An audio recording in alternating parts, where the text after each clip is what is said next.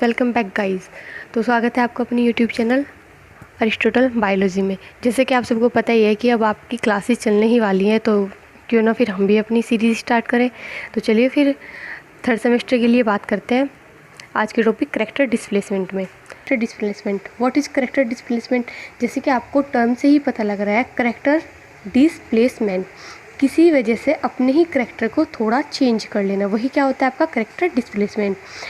It is the term used to describe an evolutionary change that occurs when two similar species inhabit the same environment। तो इसमें आपको क्या बताया गया है, जो करेक्टर डिस्प्लेसमेंट है वो इवोल्यूशनरी चेंज की वजह से होता है, जो दो स्पीसीज़ के सिमिलर एरिया में इनहेबिट करने की वजह से होता है।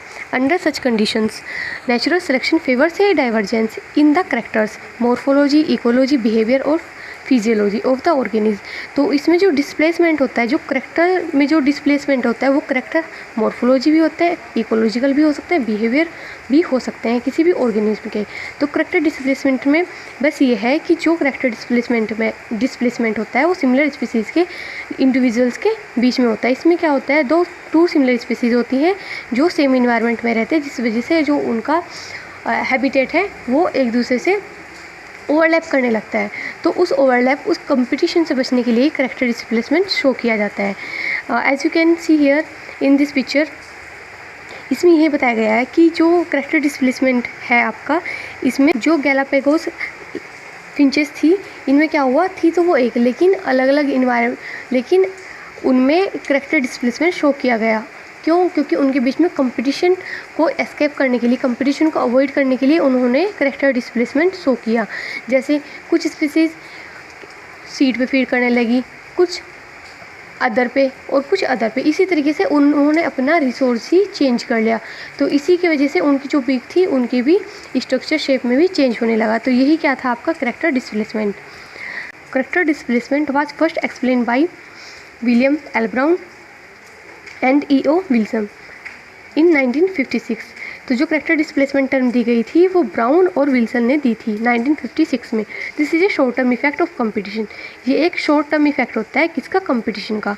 It is the result of competition, ये कंपटीशन का एक रिजल्ट होता है। Use to minimize competition, competition को कम से कम करने के लिए ही करेक्टर डिस्प्लेसमेंट शो किया जाता है। Character displacement is an evolutionary divergence that occurs when two similar species inhabit the same environment. तो इसमें यही चीज़ बताई गई है कि जो दो सिमिलर स्पीसीज़ होती है, जब उनका हैबिटेट एक दूसरे के हैबिटेट से ओवरलैप करने लगता है तो वहाँ पे कंपटीशन ज़्यादा होने लगता है। तो उस कंपटीशन को ही अवॉइड करने के लिए, अपना सर्वाइवल रेट बढ़ाने के लिए ही वे अपने करैक्टर को थोड़ा चेंज कर लेते हैं, जिस वजह से जो उनका कंपटीशन होता है वो भी कम हो जाता है। Two of the most notable examples of two species of Darwin's finches and island dwelling anolis lizard. इसमें आपका ओवरलैपिंग नीचे हो जाता है। As you can see here, species 1 and species 2 in first diagram overlap with each other habitat, and in this overlapping region competition increase. So avoid this competition rate, they show character displacement and avoid competition. इसमें जो आपका second diagram है उसमें आप आराम से देख पा रहे हो, स्पीसीज़ 1 का हैबिटेट अलग है और स्पीसीज़ 2 का हैबिटेट अलग है। क्यों? क्योंकि उन्होंने अपने करैक्टर में थोड़ा चेंज कर लिया, जिस वजह से उनका हैबिटेट अलग हो गए।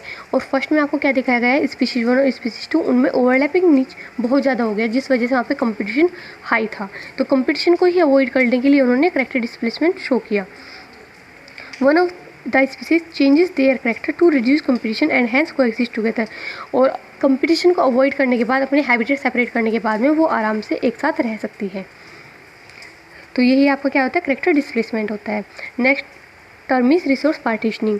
As you can see here, resource partitioning, partition of resources is known as resource partitioning.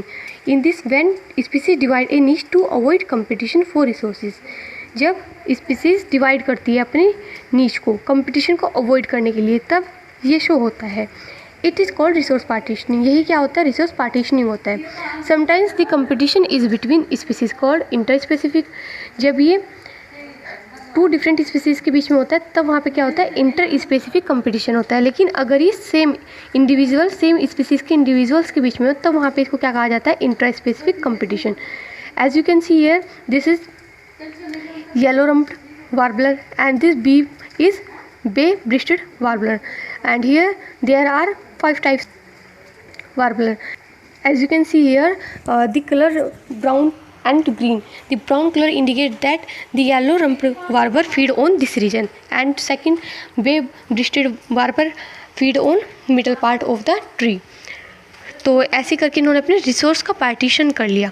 Resource partitioning, it is different species living in the same ecosystem use resources differently, time और location of feeding, nesting etcetera to avoid competition. इसमें क्या होता है कि या तो वो अपना टाइम चेंज कर लेती है कि डे टाइम में आपको फीड करना है और नाइट टाइम में हमें फीड करना है, या फिर अपनी लोकेशन चेंज कर लेती है कि जो ट्री का लोअर रीजन है वहाँ पे हम फीड करेंगे और जो अपर रीजन है वहाँ पे ये फीड करेंगे. इस तरीके से वो अपना रिसोर्सेज का ही पार्टीशन कर लेती है. Resource partitioning, it is the differentiation of niche that enables similar species to coexist in a community. जो resource partitioning है इसमें क्या होता है, differentiation of niche होता है जो similar species को coexist करने में help करता है, एक ही community में एक साथ रहने में helpful होता है. Therefore, if a species niche is modified, there will be more diversity compared to if there were two species with identical niche. अगर उनका नीच भी सेम है तो इसमें क्या होता है, रिसोर्स पार्टीशनिंग के थ्रू वो अपना थोड़ा नीच चेंज कर लेती है. तो यही क्या हो जाता है आपको रिसोर्स पार्टीशनिंग. जैसे कि आप इस पिक्चर में देख पा रहे हो, ये पूरा वोल्ड ट्री है. इस पर 3 टाइप की वार्बलर फीड करती है. जो लोअर रीजन है वहाँ पे येलो रम्प्ड वार्बलर फीड करती है, और जो मिडल रीजन है वहाँ पे वेव-ब्रेस्टेड वार्बलर फीड करती है, एंड जो अपर रीजन है वहाँ पे कौन फीड करेगा, केप में वार्बलर. तो इस तरीके से इन्होंने अपना रिसोर्स ही चेंज कर लिया, रिसोर्स की ही पार्टीशनिंग कर ली. इन्होंने डिवाइड कर लिया ट्री को अपने अपने रीजन में. तो ये क्या होता है, रिसोर्स की पार्टीशनिंग करना. And the next term is competitive exclusion principle. इसका दूसरा नाम क्या है, गोस law.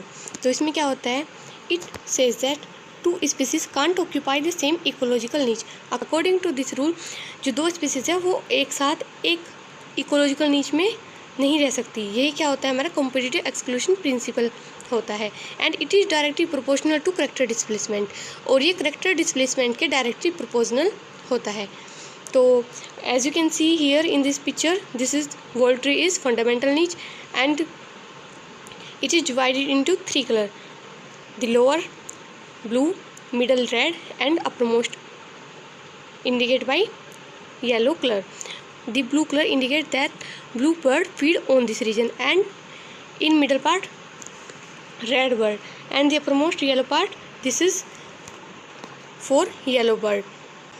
According to character displacement, the whole tree is divided into 3 parts of birds which can't easily visible by us, and this is proved by research.